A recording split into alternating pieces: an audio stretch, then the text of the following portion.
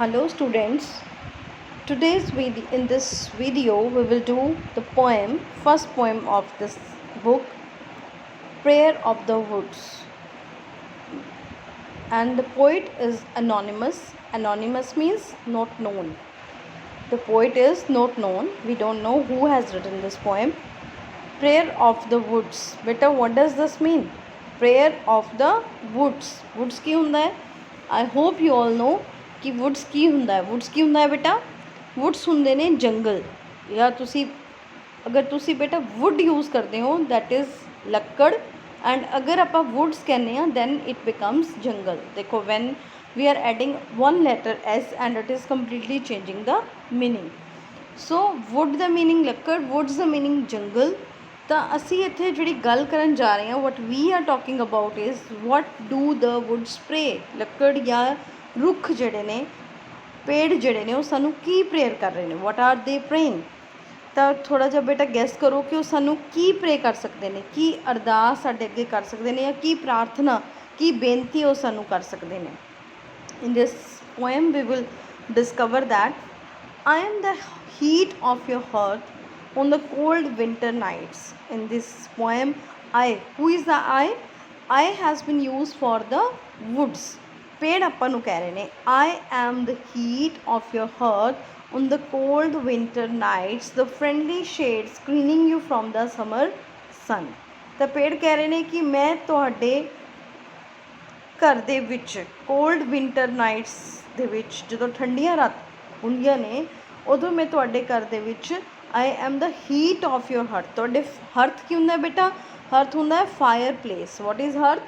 Fire place, ਜਿਹੜਾ ਜਿੱਥੇ ਆਪਾਂ ਅੱਗ, ਤੁਸੀਂ ਦੇਖਿਆ ਹੋਣਾ ਕਈ ਮੂਵੀਜ਼ ਦੇ ਵਿੱਚ ਵੀ ਤੁਸੀਂ ਦੇਖਿਆ ਹੋਣਾ, ਜਿੱਥੇ ਅੱਗ ਬਲਦੀ ਹੁੰਦੀ ਹੈ ਥੱਲੇ ਕਮਰੇ ਦੇ ਵਿੱਚ ਇੱਕ ਬਣਿਆ ਹੁੰਦਾ ਹੈ ਸਪੇਸ, ਅਤੇ ਉਹਦੇ ਵਿੱਚ ਅੱਗ ਬਲ ਰਹੀ ਹੁੰਦੀ ਹੈ, ਦੈਟ ਇਜ਼ ਕਾਲਡ ਹਰਥ।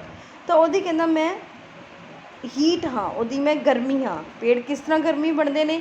ਜਦੋਂ ਆਪਾਂ ਪੇੜਾਂ ਨੂੰ ਕੱਟਦੇ ਹਾਂ, ਬਾਲਣ ਬਣਦਾ ਹੈ, ਤਾਂ ਉਹਦੇ ਨਾਲ ਹੀ ਗਰਮੀ ਪੈਦਾ ਹੁੰਦੀ ਹੈ। ਇਸੇ ਕਰਕੇ ਪੇੜ ਕਹਿ ਰਹੇ ਨੇ I am the heat of your hearth on the cold winter nights, the friendly shade screening you from the summer sun. ਮੈਂ ਫਰੈਂਡਲੀ ਸ਼ੇਡ ਤੁਹਾਨੂੰ ਦਿੰਦਾ ਹਾਂ, ਮੈਂ ਤੁਹਾਨੂੰ ਛਾਂ ਦਿੰਦਾ ਹਾਂ। Screening you from the summer sun. Screening means screening. Screening ਕੀ ਹੁੰਦਾ? ਸ਼ੀਲਡਿੰਗ। ਉਹ ਤੁਹਾਨੂੰ ਕੀ ਕਰ ਰਹੇ ਨੇ? ਪੇੜ ਸ਼ੀਲਡ ਕਰ ਰਹੇ ਨੇ।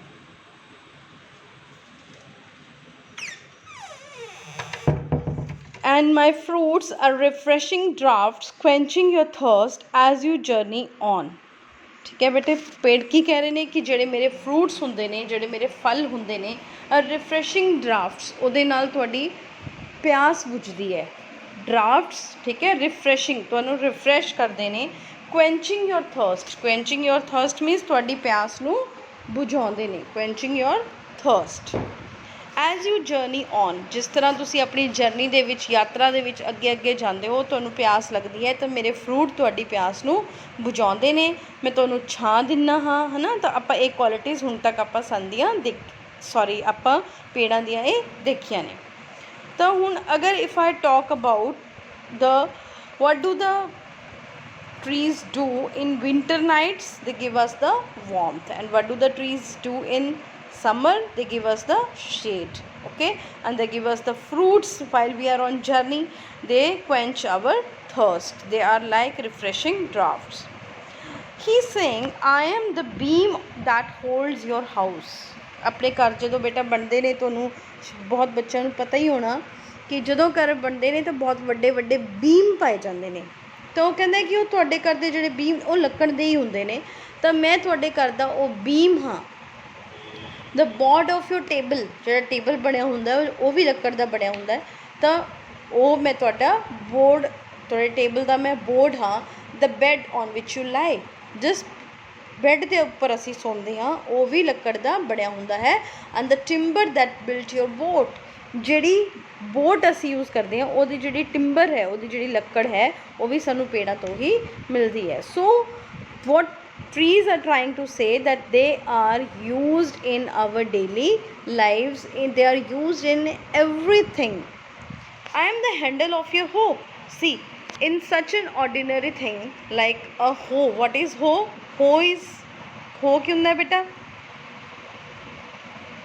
Hoe, this is hoe. Handle of your hoe. Hoe is a tool which is used in gardening, ਜਿਹੜਾ ਜਿਹਨੂੰ ਆਪਾਂ ਪੰਜਾਬੀ ਦੇ ਵਿੱਚ ਸ਼ਾਇਦ ਖੁਰਪਾ ਵੀ ਕਹਿ ਦਿੰਦੇ ਹਾਂ, ਤਾਂ ਉਹਨੂੰ ਆਪਾਂ ਇੰਗਲਿਸ਼ ਦੇ ਵਿੱਚ ਕੀ ਕਹਿੰਦੇ ਹਾਂ? hoe. The door of your homestead, ਤੁਹਾਡੇ ਘਰ ਦਾ ਜਿਹੜਾ ਦਰਵਾਜ਼ਾ ਹੈ ਉਹ ਵੀ ਲੱਕੜ ਤੋਂ ਹੀ ਬਣਦਾ ਹੈ, ਜਿਹੜੇ ਖੁਰਪੇ ਦਾ ਹੈਂਡਲ ਹੈ ਉਹ ਵੀ ਲੱਕੜ ਤੋਂ ਹੀ ਬਣਦਾ ਹੈ. The wood of your cradle and the shell of your coffin. Cradle, ਬੇਟਾ cradle ਕੀ ਹੁੰਦਾ ਹੈ? ਝੂਲਾ. ਜਦੋਂ ਬੱਚਾ ਪੈਦਾ ਹੁੰਦਾ ਉਹਨੂੰ ਝੂਲੇ ਦੇ ਵਿੱਚ ਪਾਇਆ ਜਾਂਦਾ ਹੈ, ਸੋ ਦੈਟ ਇਜ਼ ਕ੍ਰੈਡਲ. ਉਹ ਵੀ ਲੱਕੜ ਦਾ ਹੀ ਬਣਿਆ ਹੁੰਦਾ ਹੈ. And the shell of your coffin, ਜਦੋਂ ਕਿਸੇ ਦੀ ਡੈਥ ਹੁੰਦੀ ਹੈ ਉਹਦੀ ਬੋਡੀ ਨੂੰ ਤੁਸੀਂ ਮੇ ਬੀ TV ਦੇ ਵਿੱਚ ਦੇਖਿਆ ਹੋਣਾ ਕਿ ਉਹ ਕੌਫਿਨ ਇੱਕ ਲੱਕੜ ਦਾ ਤਾਬੂਤ ਬਣਿਆ ਹੁੰਦਾ ਹੈ, ਉਹ ਵੀ ਕਿਸ ਚੀਜ਼ ਤੋਂ, ਉਹਨੂੰ ਕਹਿੰਦੇ ਨੇ ਕੌਫਿਨ, ਤਾਂ ਉਹ ਵੀ ਕਿਸ ਚੀਜ਼ ਦਾ ਬਣਿਆ ਹੁੰਦਾ ਹੈ? ਲੱਕੜ ਦਾ ਹੀ ਬਣਿਆ ਹੁੰਦਾ ਹੈ. I am the bread of kindness. I am the bread of kindness and the flower of beauty. ਤਾਂ ਜਿਹੜੇ ਪੇੜ ਨੇ ਉਹ ਬਹੁਤ ਹੀ ਕਾइंड ਨੇ, ਬਹੁਤ ਹੀ ਦਇਆਲੂ ਨੇ. they are flower of beauty, ਬਹੁਤ ਸੋਹਣੇ ਨੇ. ye who pass by to my prayer harm me not. ਤਾਂ prayer ਕੀ ਹੈ ਉਹਨਾਂ ਦੀ? ਕਿ ਜਿਹੜੇ ਲੋਕ ਮੇਰੇ ਨੇੜੇ ਤੋਂ ਨਿਕਲ ਰਹੇ ਨੇ ਉਹਨੂੰ ਪ੍ਰੇਅਰ ਕਰਦਾ ਹੈ harm me not, ਕਿ ਮੈਨੂੰ ਨੁਕਸਾਨ ਨਾ ਪਹੁੰਚਾਓ. so this is the only prayer of the woods that harm me not, कि मैनू नुकसान ना पहुँचाओ. so this is a very beautiful and small poem which I hope you all have understood. beta, if you have any doubts you can ask me on my number, you can put your questions in the comment box, okay?